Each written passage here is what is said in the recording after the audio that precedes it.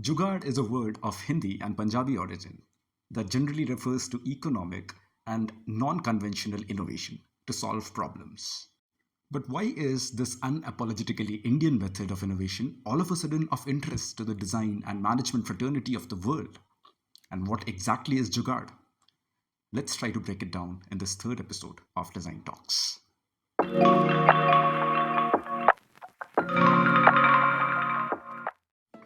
So, to give you the true essence of Jugaad, which I feel cannot be explained superlatively with textual definitions, let me take you to a scene from my architecture school.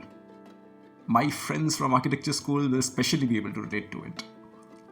When we had to draft architectural drawing sheets and didn't have the proper tables for it back in our hostel rooms, we used to flip our hostel chairs and place a small standalone drawing board with a parallel bar on top of it to create a makeshift drafting setup. Now, that is a jugaad of a rather sophisticated sort. If you look at any Indian household, market, or city as a whole, you'll find countless jugaads of varying levels of complexity that work wonderfully. Right from makeshift antennas for televisions made out of coat hangers, an empty plastic water bottle with holes poked into it in place of a shower head, engines of motor vehicles being used to power flour mills, pressure cookers being used to froth coffee, to the Indian Space Research Organization, that is ISRO, scientists using plastic shower caps in place of expensive headgears to make a space project cost effective. It's a fact that Jugaad does not have one distinct origin. In a country that has witnessed numerous different cultures over time, it will be rather difficult and unfair to attribute Jugaad to a particular culture or community. However, on close observation, one can deduce that at the core of every Jugaad is a dire lack of capital and resources in times of need or necessity.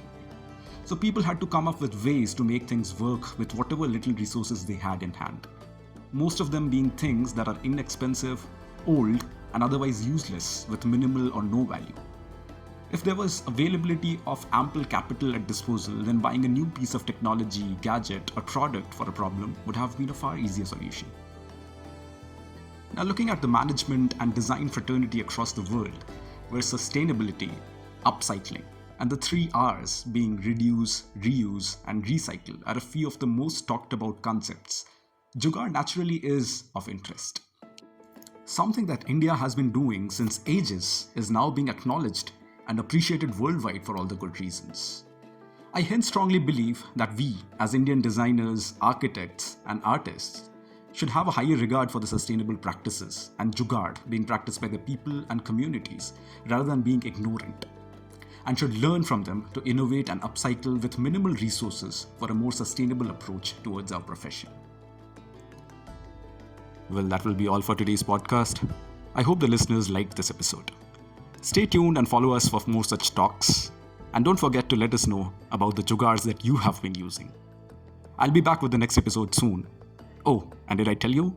We have a special guest for the next episode. So see you there. Till then, stay safe and have fun.